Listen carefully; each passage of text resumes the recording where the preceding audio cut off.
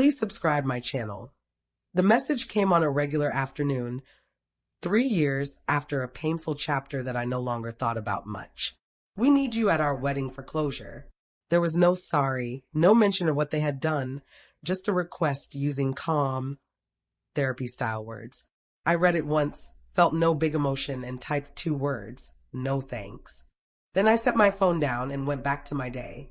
I had rebuilt my life carefully after the betrayal. New habits, new friends, a routine that did not focus on old hurts.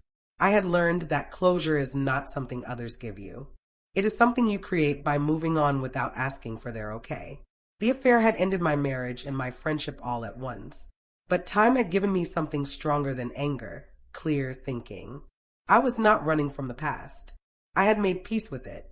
So when the invitation tried to open a door I had already closed, I did not fight. I just said no politely and stayed with my current life. I thought that would be the end. It was not. Soon, friends we both knew started contacting me. At first gently, then more strongly. Are you really not coming? It would mean so much. They're nervous. The word nervous stood out. Nervous about what? I had not threatened anyone. I had not told the story publicly. I had not asked for apologies or answers. I had simply chosen not to go. Their worry was not about me being there. It was about what me not being there said. Weddings like everyone to act like everything is fine, like time fixes all problems. My choice not to go broke that pretend peace. Friends tried to call it kindness, grown-up behavior, or a nice way to finish the story. I listened, thanked them, and said no again.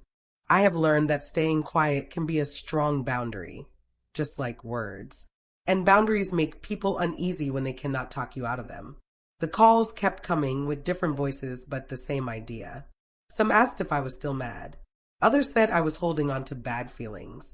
A few hinted that I owed it to everyone to be gracious. I answered truthfully. I was not mad, and I did not owe showing up to fix their story. Being gracious does not mean you have to be close. Forgiving does not mean you have to act apart. What bothered them was how calm I was. They expected yelling they could calm, or bitterness they could explain away. Instead, they got peace with clear limits.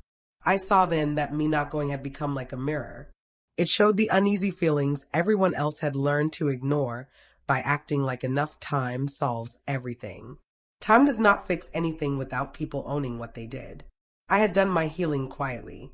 I was not interested in acting out old pain so others could feel better. Saying no was not turning away. It was staying true to myself. Finally, one friend asked the real question behind all the others. They're worried you'll share your side of the story if you don't come. I laughed, not in a mean way, but because I was truly surprised. I had never planned to tell anyone. I did not need to. The truth is already there, even without words. I told my friend that my quiet was not a warning. It was just my choice. If their calm depended on me being there, it was not real calm. It was just keeping things hidden. That talk explained everything. The fear now made sense. My no showed the difference between real closure and trying to control things. Real closure happens inside you. Control needs people watching. I had stopped being helpful to their story the moment I refused to play my old part. The funny part was not lost on me. They wanted me there to show the past did not matter anymore. But me staying away showed that it still did matter to them. I thought about the life I had made. A job I enjoyed. Friends who did not know the old drama. Mornings that felt solid, not shaky. None of it needed me to go back and reopen hurts. Going to the wedding would not show growth. It would stop my growth. When my ex messaged again, her words were different, less sure, more careful. She asked if we could talk just to make things clear. I answered kindly but firmly. The air was already clear for me. I wished her the best. That was honest. Wishing well does not mean you have to be near. The talk ended there. No big scene, no emotional release, just a boundary kept without saying sorry. I felt better afterward, not because I had won, but because I had stayed true to who I am now. As the wedding day got closer, the messages slowed down.